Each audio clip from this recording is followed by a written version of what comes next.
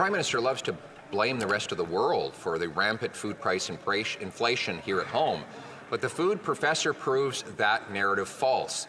He has calculated that food prices have risen 36% faster in Canada than in the United States of America. What does Canada have that the Americans don't have? 2 words: carbon tax. So instead of forcing Canadians to line up at food banks, why won't he let them line up to vote in a carbon tax election? The Right Honourable Prime Minister. Mr. Speaker, I didn't dare say anything after the last question because I sort of couldn't believe my ears. But here we have the Leader of the Opposition actually quoting some sort of expert, which is a brand new thing for this House of Commons. To rely on facts and data is an excellent thing to hear. Now, perhaps the Leader of the Opposition will listen to the hundreds of economists and scientists who have pointed out that putting a price on pollution, particularly one that puts more money back in the pockets of the middle class and those working hard to join it, is the best way to both fight climate change and grow the economy. But the leader opposite, he just wants to play politics. There you go. What are we? 15 minutes in, he's already yelling. He's already lost control. Colleagues. Ask all members, including the member from Peterborough, Haliburton Brock, to please only take the microphone, take the floor when he's recognized by the Speaker. The Right Honourable Prime Minister, Honourable Leader of the Opposition.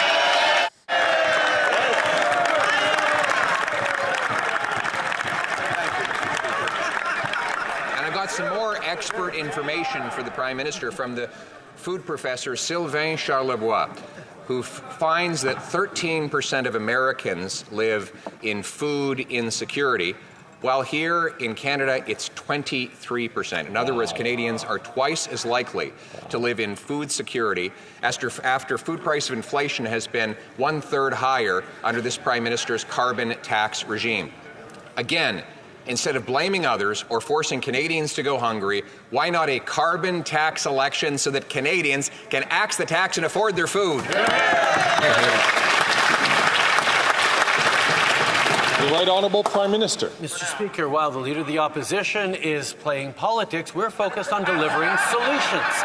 We are delivering a national school food program that's going to help 400,000 kids have fuller bellies at schools across the country and save Canadian families $800 a year on grocery bills. And if the Leader of the Opposition actually cared about food security in this country, you might imagine he'd have voted for that. Instead, not only did he vote against it, he pretends it doesn't exist. He pretends it hasn't happened. He's gaslighting Canadians on the things we're doing to fight affordability challenges. Instead, he's just offering political games.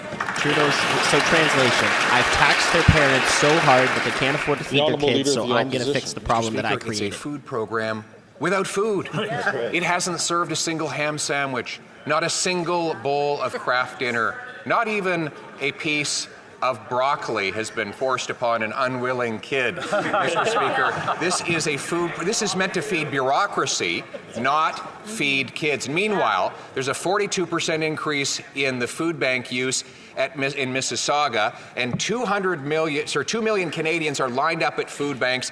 1/4 of children are going hungry after 9 years of his carbon taxes. Why can't we have a carbon tax election?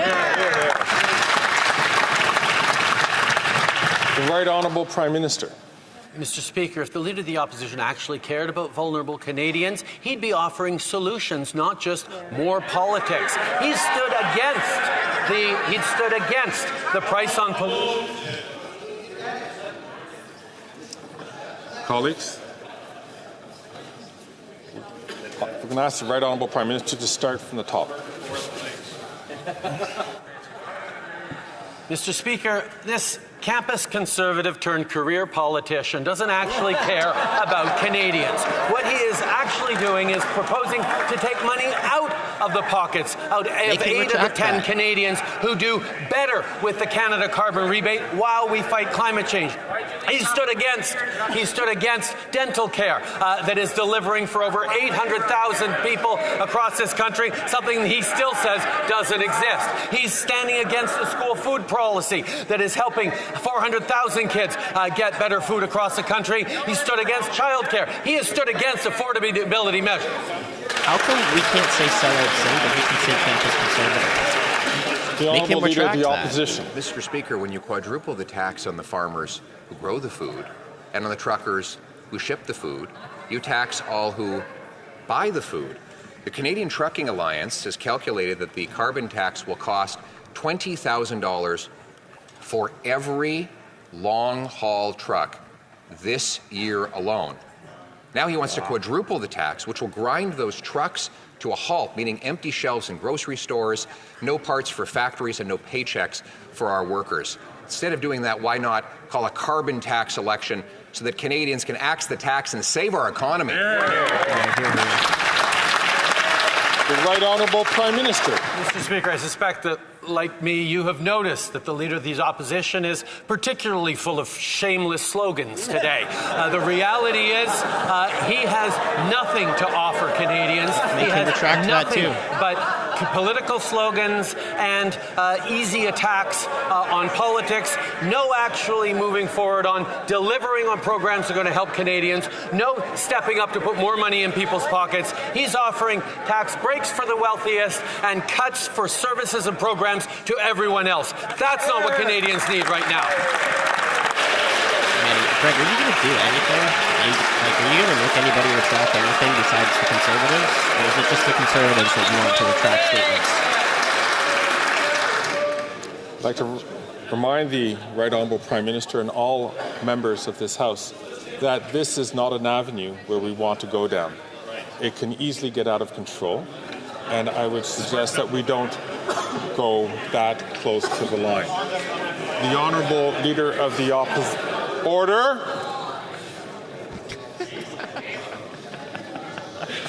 The Honourable Leader of the Opposition. Mr. Speaker, every time I mention a carbon tax election, he becomes so panicked and erratic that he loses control of himself and starts spitting out incomprehensible insults. When Canadians deserve us focusing on them. The fact that after 9 years of this NDP Liberal government, we have 2 million people lined up at food banks, a record-smashing number. After 9 years, 1 in 4 kids are going to school hungry.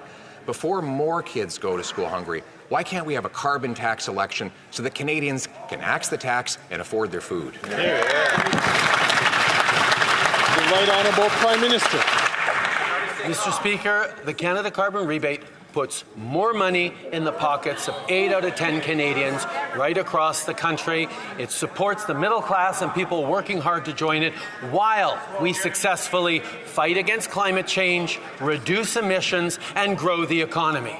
But the Leader opposite still doesn't understand that you can't have an economic plan if you don't have an environmental plan. His plan is to abandon the fight against climate change, leave Canadians to their own devices, lower taxes for the wealthiest, leave everyone else to fend for themselves. That's not what Canadians do.